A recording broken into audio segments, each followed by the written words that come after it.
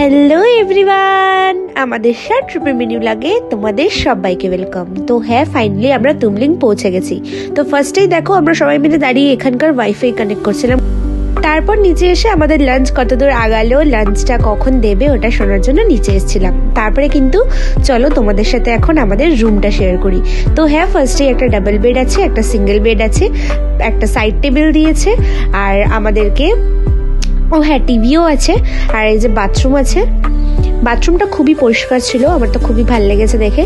আর হ্যাঁ, আমাদের কিন্তু ঢোকার সাথে সাথেই সবার প্রথমে 1 কেটেল গরম জল দিয়েছে। তো হ্যাঁ, এই যে আমি, আর চলো তোমাদের সাথে এখন ডিরেক্ট যাই লাঞ্চে। তো লাঞ্চে আমাদের ছিল পাঁপড়, করলা ভাজা, আলু ভাজা, ডাল, ডিমের কারি ছিল, তারপরে ফুলকপি আলুর তরকারি ছিল। হ্যাঁ, মোটামুটি সব রান্নাই ভালো ছিল, কিন্তু আমার ডিমটা একদম ভালো লাগেনি, ডিমের কারিটা। আমার কি জানি কেন আমার ভালো লাগেনি ডিমের কারিটা। তো হ্যাঁ, আমরা খেতেও বসে পড়েছি।